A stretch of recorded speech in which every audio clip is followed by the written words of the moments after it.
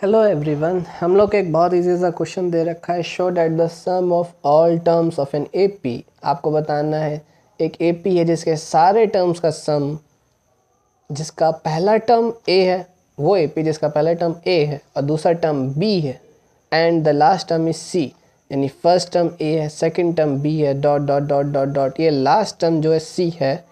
अगर ऐसी AP series का हम क्या करें, सम करें, इनके सभी टर्म्स का सम कर दें तो हमें क्या मिलेगा, ये मिल जाएगा। ऐसा हमें प्रूफ करना है। अब यहाँ पे ध्यान से बात सुनो, एपी है कैसी, ए कॉमा बी कॉमा पता नहीं यहाँ पे कौन कौन से टर्म्स हैं, dot dot dot dot dot करते करते करते लास्ट टर्म सी। ये कौन सा लास्ट टर्म है, लास्ट टर्म सी है।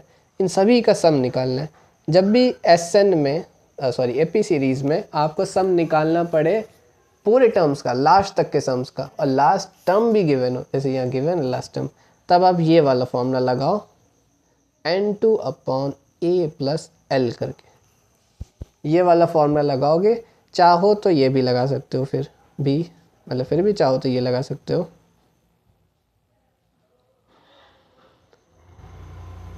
ठीक, बस यहाँ पे पता है क्या दिक्कत है, ये वाला लगाओगे तो तब लगा सकते हो जब लास्ट वाला टर्म गिवन हो, सी गिवन है तो यहाँ पे रख देंगे। ये वाला तभी लगा पाओगे जब तुम्हें मालूम हो कि उस सीरीज़ में, जैसे ये जो सीरीज़ है इसका लास्ट टर्म की वैल्यू कितनी है, मतलब ये जो सी नंबर है हमारा, ये जो सी है हमारा नंबर है, ये किस पोजीशन पे, 11th पोजीशन पे, 20th पोजीशन पे। यानी लास्ट टर्म फिर तुम्हें मालूम होना चाहिए कि 20th है, 21st है लास्ट नंबर, वो हमें मालूम नहीं है ना, तो हम ये वाला फॉर्मूला नहीं लगाएंगे, ये वाला यूज़ करेंगे। इसके लिए क्या क्या चाहिए, ए चाहिए और एल चाहिए। ए हम लोग को मालूम है, ए हम लोग को यानी फर्स्ट टर्म तो ए दे रखा है, एल दे रखा है, सी दे रखा है।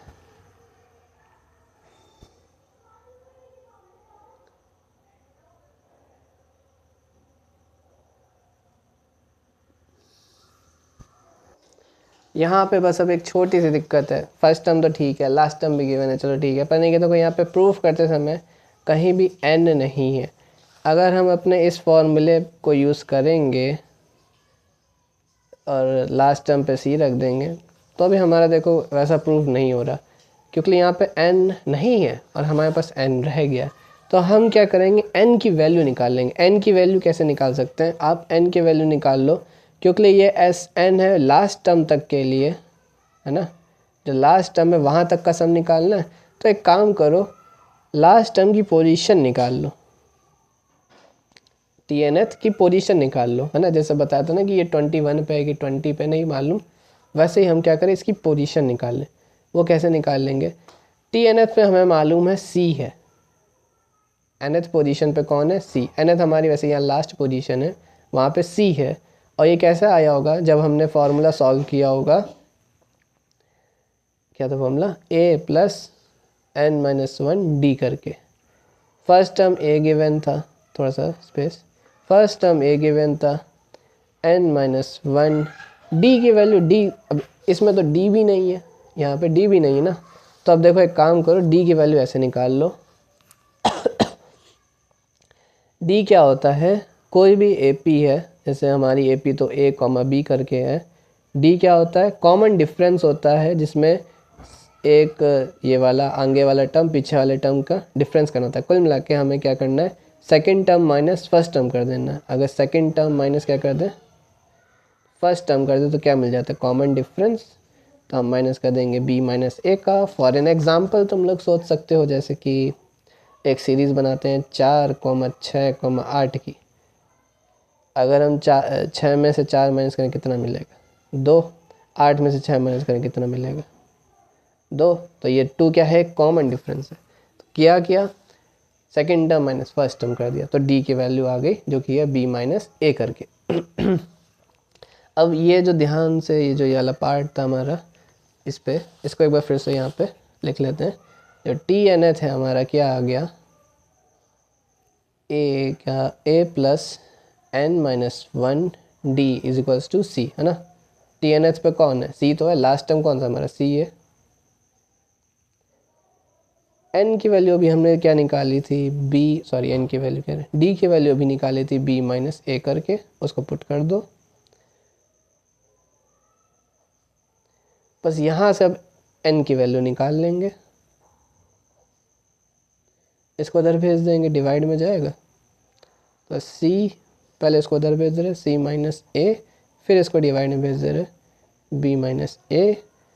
अब यहाँ से इस 1 को भी भेजना पड़ेगा, पहले n की वैल्यू, 1 मिनट, हाँ n की वैल्यू चाहिए, n की वैल्यू ज़रा रख दें, मतलब पहले n की वैल्यूज़ निकालें, c minus a b minus a plus 1, n की वैल्यू इतनी आ गई। इसको चाहो तो सॉल्व कर लो, तो क्या आएगा c minus a plus b minus a upon b minus a।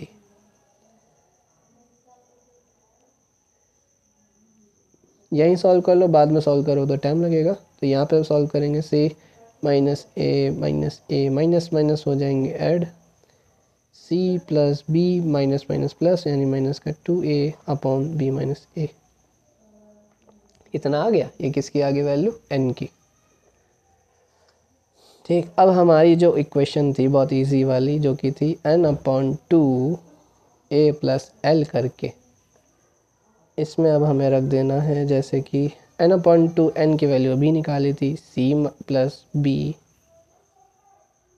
Minus 2a, ये ब्रैकेट ऐसे ही लगा दिया, b माइनस a, अब ब्रैकेट है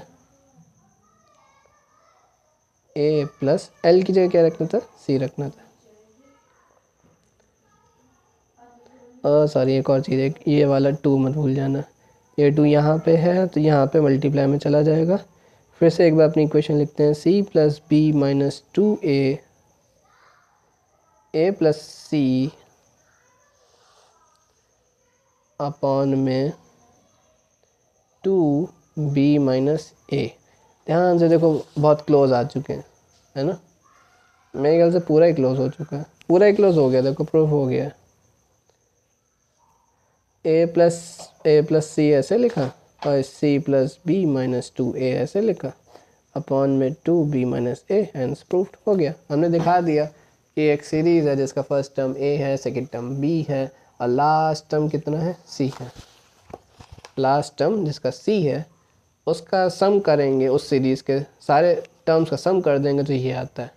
एक फिर से छोटा सा क्विक रिवीजन, क्या बोलते हैं, जो भी बोलो। क्या किया हमने, लास्ट टर्म गिवन था तो लास्ट टर्म वाला फॉर्मूला लगाया, n अपॉन 2a प्लस सी, l की जगह c रख दिया। फिर हमने देखा कि n तो वहाँ पे है नहीं जो प्रूफ करना था, तो हमने वहाँ पे क्या किया, n के लिए वैल्यू निकालने की कोशिश की। अब n के लिए हमें वैल्यू चाहिए थी, तो हमने क्या किया, लास्ट टर्म के n की पोजीशन, लास्ट टर्म है लास्ट, क्योंकि देखो ये वाला जो n है और ये वाला जो n है सेम है, और यहाँ Sn जो है हम लास्ट टर्म के लिए निकाल रहे हैं ना। अगर लास्ट टर्म के लिए निकाले तो हमें बस लास्ट टर्म पे जो नंबर है, जो c है, बस उसकी पोजीशन पता चल रहा है। जैसे कि c जो है 20 नंबर पे, c 30 नंबर पे, बस वो पता चल जाए, तो हमने tnth लगा दिया, is equals to c is equals to a plus n minus 1d। n की पोजीशन वही रहेगी, हमें तो n के लिए सॉल्व करना है ना, तो n रखा। d हम लोग को नहीं चाहिए था, तो हमने d के लिए कॉमन डिफरेंस निकाला, 2 टर्म गिवन थे a और b करके, तो b माइनस a कर दिया, डिफरेंस आ गया। इसको हमने फिर यहाँ पे पुट किया था, किधर के, ये था ना, इसको फिर पुट कर दिया यहाँ पे, इतना आ गया। सॉल्व करते कि n की वैल्यू आ गई, n की वैल्यू फिर यहाँ पुट कर दी, सॉल्व किया, अप्रूव हो गया।